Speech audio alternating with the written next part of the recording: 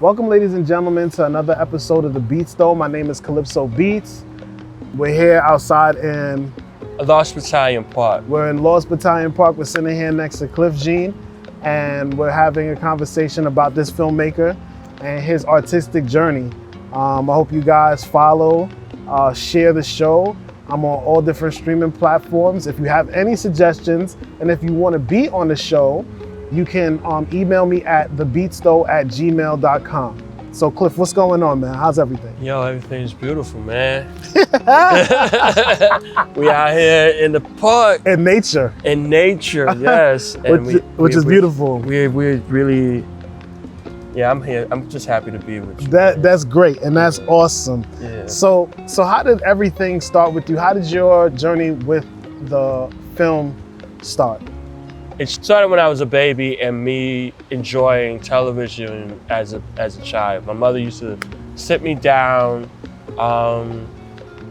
as a baby, sit me down by the television, and I was just like enamored. I don't know what it was. I would not cry. I would not not be, it was just one of those things that my mother used. Although, again, my mother's from the Caribbean, she's Haitian, and she kept a lot of the culture. At the time, I'm old. That's all right. I'm old too. So it's early 70s old. So at the time, my mother didn't know what it was to kind of nurture that. Right. So I had to learn through process to see why I was into like film as I gotten older and what have you. How did your background, your Haitian background, what did that do for film for you? Wow. My personality plays into how I do my art. So that means that yes, I am Haitian. Yeah. Yes, I'm American. Yes, I'm also dyslexic. Yes, I'm also a sports person. Right. Yes, like, so all of that play is in its own gumbo of who I am in production. So how does it play? It plays in terms of like, me being Haitian always give me an outside perspective. Right. So I'm always seeing things, like I can easily see things differently from a perspective that is not necessarily American. So for me, when it came to like watching kung fu flicks or what have you, it was an easy thing for me to see and relate to, because it was not necessarily American. And not to say like many Americans enjoy kung fu films or what have you. And then also enjoyed it in the same way, where you watch it and you go practice it or what have you. Right. But it's also like it was something different from other American television show. It was something that I found as I gotten older, that I was like, oh, okay, there was always an interest there. So it made watching foreign films once I got older, I can always relate it to that. Right. In terms of like, oh, okay, the perspective is different. Like I understand why certain international filmmakers don't necessarily like making American films, because American film has this thing about it. It's American films, if I can just make it plain,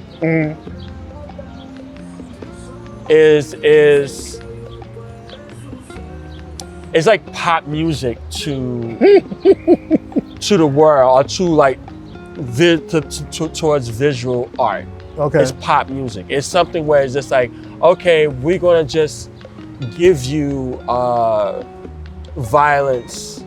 Not necessarily violence, but we're gonna sex, violence, drugs, all of that in a gumbo, and then just make it explode in your eyes, and you're just like all your sensories are touched on it. Like, oh, what is happening? Because that's America. Now, if you go to like, and again, I don't co-sign with France. Pardon my English. I don't really F with France. Right. But in terms of like their art, it was very low key. They were like, they kind of like if you understand French New Wave, like in French art, they were the ones that kind of like push the difference, like what we consider to be like how American film is. They were like, yo, we're gonna break it, we're gonna do something different. And do something different. And so even still today, if you watch a French film, it's slower pace. It's more personalized. Like it's you know, even intimate. It's more intimate. There's like, even its most like, even as it's like, it's gun torn. There's so much like intimacy with French films or French noir than American noir films. Right. And not to say like if like for me, I'm into indie films. So because I'm into indie films, I know that there's like so the bigger blockbuster films. Not to say that they're not good. I don't chase it as much as others, only because I know that it is about sensory building and just giving everybody like you know, like giving everybody ice cream before they meal. Like, yeah, we're going to just feed you this and you're going to just eat it. Right. Versus just like, yo, giving us a plate and giving us like us. Like, you know, stuff that we can like really see ourselves in. Like, yeah, so American films is different, and that's the reason why I feel like it's as big as it is. Like, I really got into film in a real way through music videos. And that's to just make it plain. Like, MTV was big for me. Video Music Box was big to me. Right. The Box, Hot Tracks was big to me. I don't even remember how, you gotta tell me more about Hot Tracks. Hot Tracks came in, this is early 80s. Super early 80s. Where was it? It was on like Channel 13 or what was it? No, it came on Channel 4 on like right after Apollo. You will see it. Like if you watch the Apollo back in the 80s, 90s, Apollo always came in at 12 o'clock, and then from 12 o'clock there would be Hot Tracks, and then from 1, 2, and 3, there was, because people weren't watching television at that time. Right. They would like you would have like there would be no stations. It would just be like Channel 3. I started really watching music videos, and through music videos, I started getting real interested in like how I take in music was through music videos. I still take in music in this way, like through music videos. It's like, oh, a new Drake song came out. It was like, oh, let me see if there's a video for it, and that's how I take it in. So I was always into visual music, like kind of short film spaces or what have you. So yeah, so that's how I got into it. My younger brother and I used to like watch music videos, and then like somewhere between like the mid 90s into like late 90s, or somewhere between early 90s, excuse me, I'm sorry. Late 80s, early 90s, they used to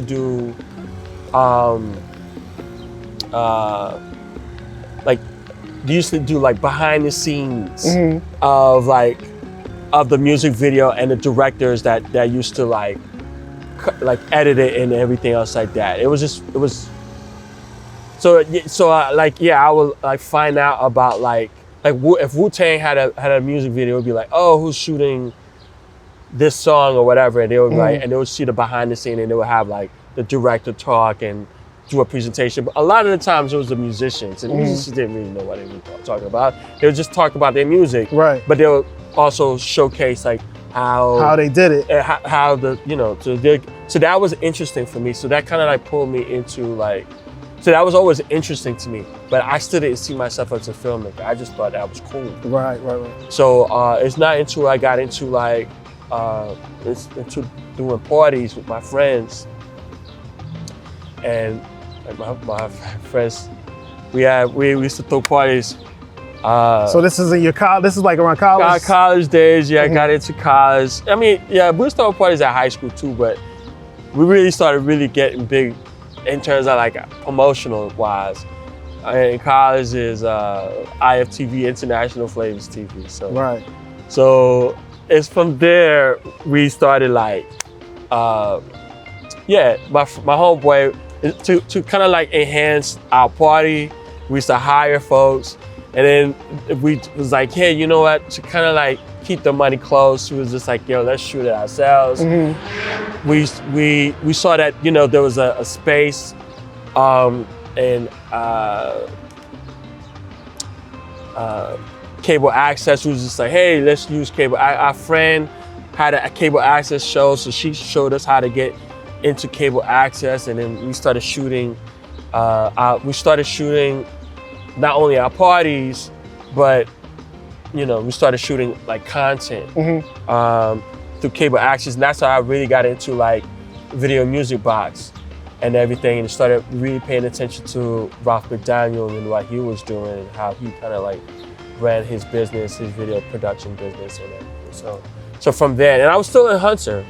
I was still learning, not necessarily learning film, but I was getting more into learning film. I was going to be a teacher, so I was an education major. Black and also like, yeah, but like Black and Puerto Rican studies majors as well, so I was a double major. Anyway, so with that, I saw that I was like, oh man, maybe I should really get into film, because it just was taking in all, like, this so much so I stopped going to school. Wow. And I started working, into like, I started getting work in production, and not really necessarily knowing production, but I was just working because I was just so into it. Like doing the cable access work, like I started, like, you know, you start meeting people, and people was just like, yo, can you shoot this? I was like, sure, I can shoot this. And started shooting things, and people just liked the work. Right. And it was just like, yo, I think can you do this at this network or whatever like that. There was this show, this not show, but it's this network under Universal called Pseudo.com.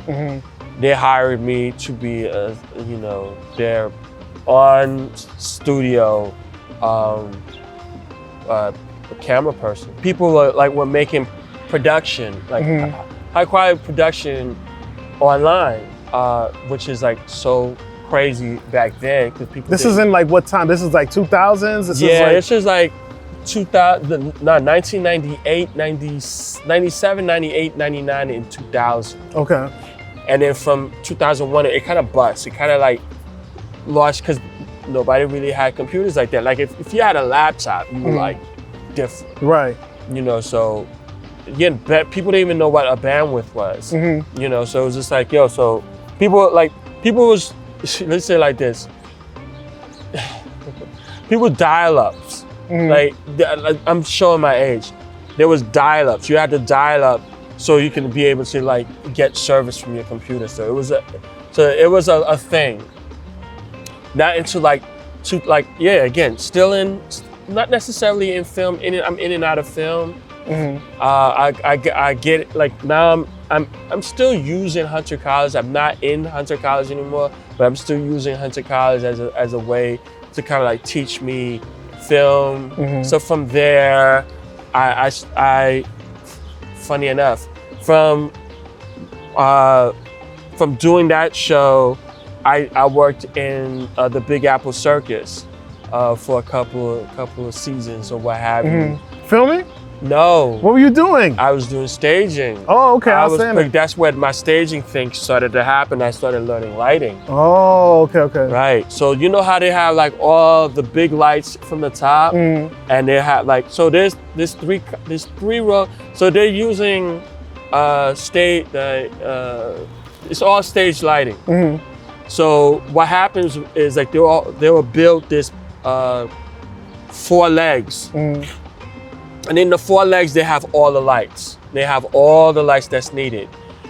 But they need a man, they need a physical man to be on one of those legs to kind of like do all the stage cues. Okay. So I was one of the guys that got hired. That was up there doing that? That was doing stage cue.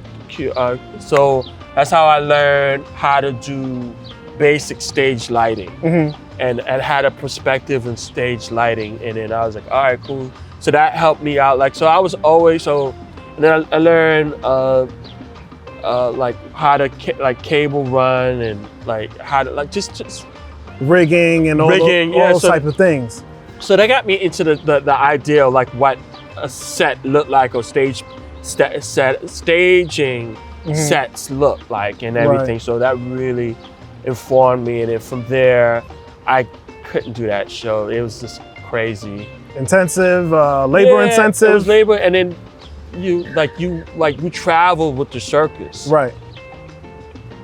You're traveling with the circus, like you see stuff you don't ever want to see in your life. Right. So it was crazy. So I was like, nah, I'm not about that life. And so I got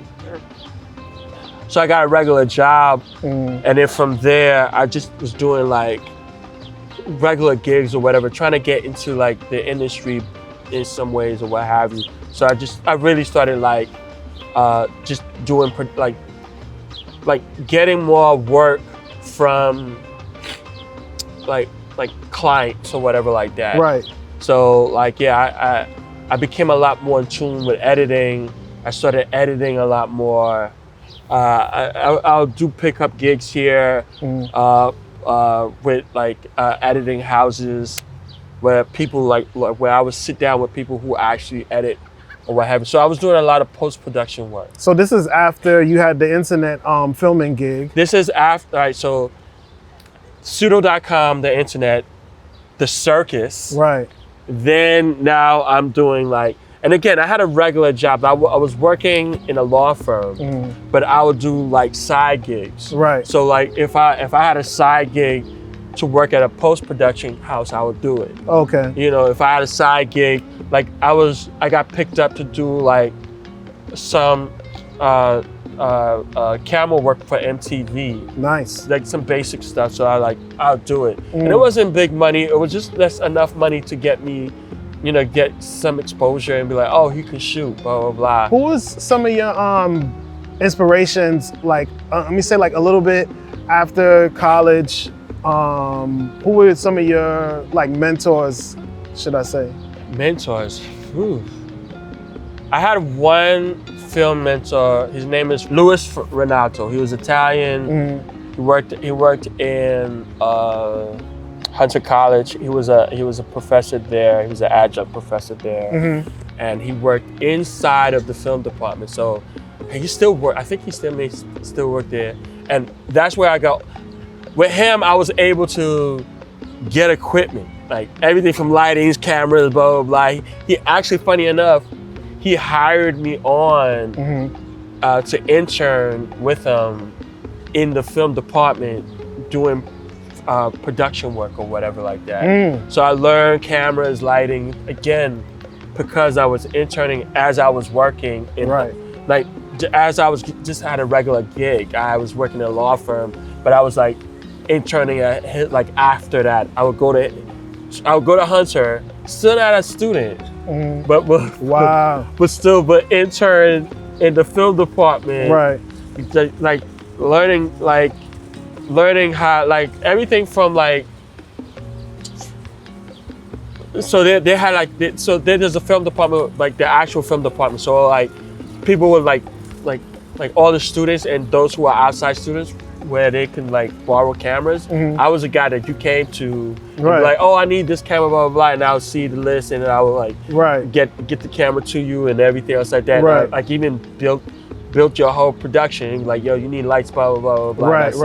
So that also informed, all of that informs how I shoot. So that actually helped you like learn a lot of the different cameras, a lot of pieces of different gear and lighting, and C-stands and all these different things. All of that. Everything from C-stands to like sandboxes and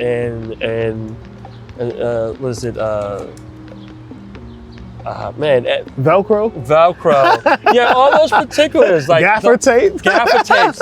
Just knowing the term, just knowing terms. Yeah. Like, you know, 10 ones. You're like, yeah, I need to do 10 1. It's like, why? What is a 10 1? I'm going to use the bathroom. Oh. Just these particular things, that's what got me inside. Yes, I got really into it. Right. That, again, that's, so in that, so I did the circus, got a regular job, but in the regular jobs, I was doing those types of gigs. Right. So in those types of gigs, when I was interning, I also got like, you know, MTV. Again, it wasn't like big job. It was like, oh, we need an extra guy to man the camera. So I got that gig. You know, I'll take a couple of days off from my regular job, right, a paid job, just to do the job, do that job. And I always was doing that. And from there, I lost my job and I had my first child. It's crazy. Lost my job, had my first child, and that's when I told my son's mother at the time, but yeah, I'm going into film hard. Yeah, 100%. 100%. Yeah, we broke up soon after. Wow. Yeah, because it was difficult. It was one of those things. So, and that's where I got into like this film program called Made in New York. I know about that. I've seen their trucks around the city sometimes. I haven't seen them over by where I live, by Baisley Park. Oh, nice. Yeah, I've seen a couple of their trucks and stuff like that, so yeah. So this program is a program that helps young, Black and Latino filmmakers get into the industry. So they'll legitimately train them on how to become better filmmakers, right? Within major production, or what we consider to be scaled production. So in that space, you'll do like a 3 months training, and from that training, then they'll start placing you in what we consider to be scaled work. Okay. So yeah, so I did that, and then from there, I was in production full time every time. After your Made in New York, your time working, doing Made in New York, what was like your major? Did you do a major film after that? Yeah, I did a couple major films. From there, I really started like to give you a perspective, right? So cool. I built because of like the past, like just work that it was easy for me to kind of like move up. Right. So I moved up from just doing, because the way you get into Made in New York, you start as a PA, production assistant, and then you know, and there's like 9 different departments, and you kind of figure out what departments you need to get into. Right. So if you stay as a PA, you probably move into the directional department, like become more a director, but not necessarily a film director per se, but more or less like the second director, somebody that kind of like is a director's assistant. Okay. So I've gotten enough credits, or I haven't gotten enough credits with different films, right, for me to be that. Good. So I was like, all right, cool, but I didn't really want to do that. So I splintered and I did locations. And from locations, I learned all the different departments. And I learned how to use not only the different departments, understand the different departments and the needs of the different departments, but I also learned how to work with the public, and then also like being a location person is like being a producer. So from there, I started I was hired for a couple of some scaled work to produce. So I did the kindergarten. I was a producer on that. I was I can't remember her name, but I did another producing work. Sorry, I have an IMDb. You can check. Oh, for real? You got the IMDb? So you guys check out Cliff Gene on IMDb. So I've also worked on major television production, like Person of Interest and There's so much work. It's just like when you're working and you're not even paying attention to the amount of work that you work. Right. You just know that you're getting. I was just getting hired. It was to a point when I started doing my own personal production called Love for Art Production. They also have an Instagram page, right? Yes. Love for Art. Yes. Okay. So when I started doing my own personal production, I would tell my crew, like, listen, I got like 2 weeks before I get hired. And that would always happen. So I was just like, so it was difficult for me to produce my own projects. Until I was like, all right, until now, about like 3 or 4 years ago, I decided to stop doing that. Okay. So I can really focus in my production company and really focus in on like what I want to do in terms of like the next the next stage, the next level, which is become a full-out production company and then also become a full-out director. So right now, we have like a couple we shot something last year with a writer named Sean Hines that we all know. Okay, yes. Yeah, so we did a couple of pieces where his piece actually is like winning some film festivals. From some awards, right? Winning some couple of awards, even some stuff that we did in the past. Like with us, like you did some sound work for me and with me, not for me, but with me. That we won a couple of awards in terms of like small short films work or what have you. Just work in general. Like we just started working, and I just felt like that's the best way to kind of like. I feel like because of like all the time that I put into like working, not necessarily working for other people, but yes, working for other people. Yeah. And I saw like, you know, like anything like you do, like anything that you do, you want to be a resource to.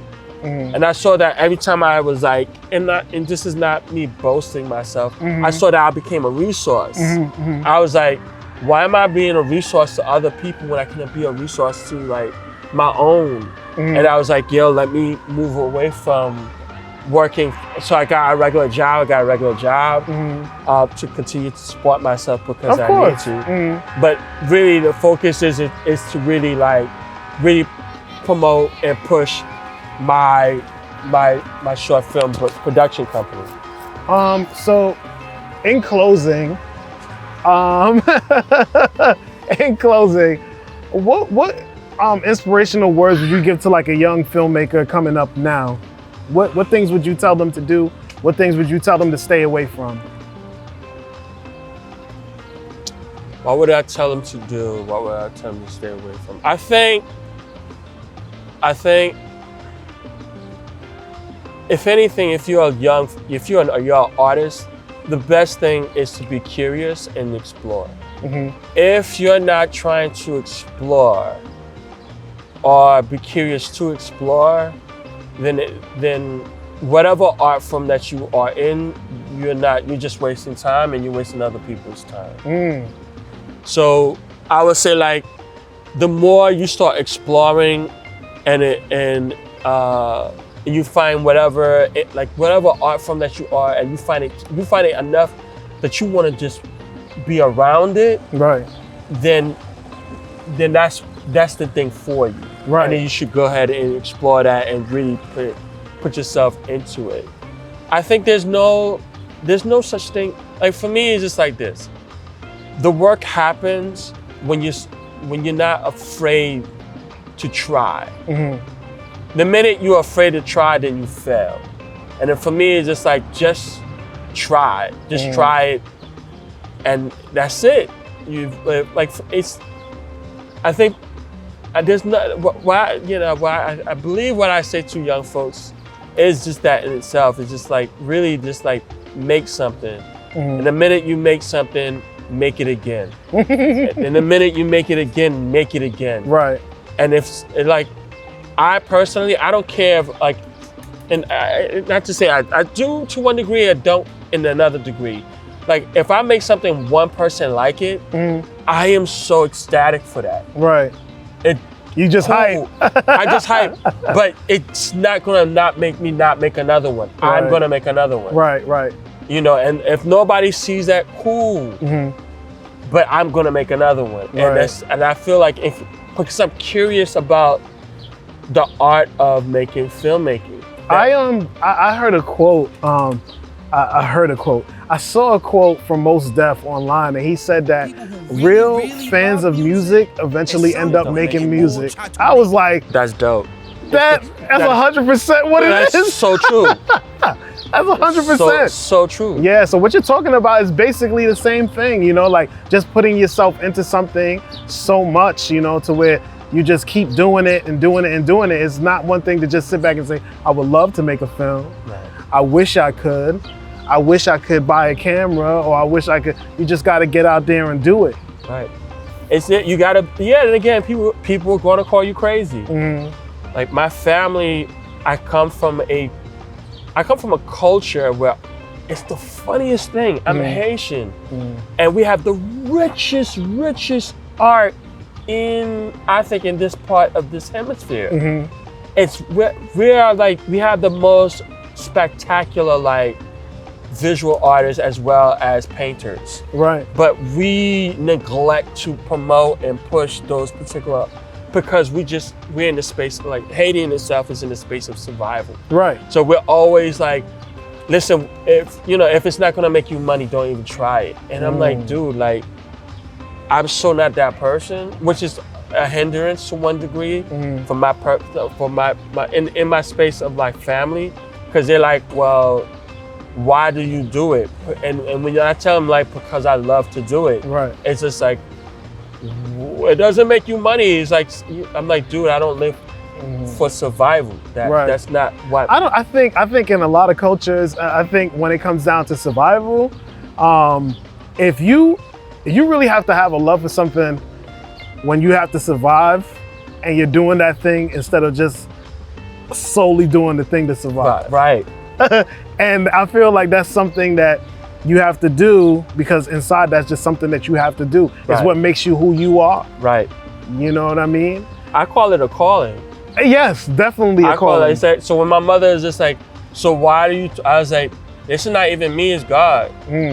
I was like, yo, you call it whatever. My mother's like, oh, Cliff, you so crazy. I'm like, nah, I'm not crazy, because why would God do this to me and then make it like, I can't live without it. Right. Like literally, it's like, yo, there's not, like, I've been doing this in and out of the industry easily like 30 years since like a young person. Right. It's like I would have left this one, like many people I've known many people who have left this. And I was like, and again, it's no judgment to them. I know that, and I tell my partners this all the time, and my friends and all, like, I'm gonna die doing filmmaking. That's just what it is. I'm gonna be like, like my Garden Parks, his last 3 movies. Right.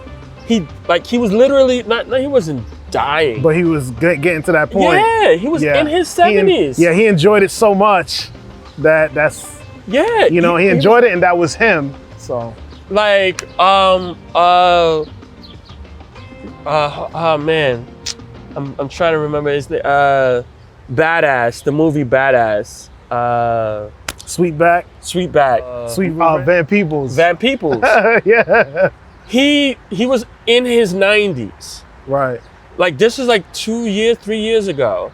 He died in production. Like, he was making a French movie. Wow. He's not even French. Melvin Van Peebles' backstory, I would suggest everybody to go look up. And check it out, check it out. His backstory is the most craziest, you gotta be somewhat crazy to be an artist. Because you gotta, people deny you and deny your perspective all the time. Like, oh, you crazy for even trying. I'm like, you crazy for not. It's just, I was like, when everybody's like, oh, why do you do it? I would say, because I don't know how to not do it.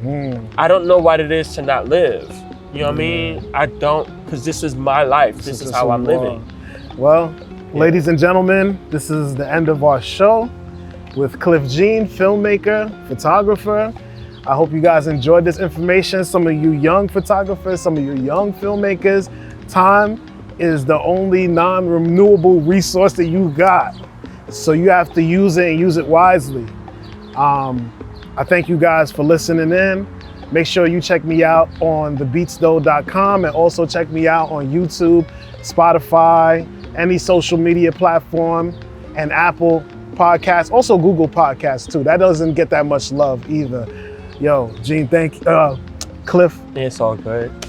Thank you for. My name is Clifford Gene. Yeah, I just called you by your last name, but It's thanks all for good. having this conversation with me. Man. It was very eye-opening and inspiring, you know? Nah, man. Yo, thank you for having me here. This is like therapy for me. I don't usually get to be in this side. Yeah. And I needed to be in this side just to know what it is to be in this side. Yeah. So. All right, well, thank you. And we'll see you guys at the next show.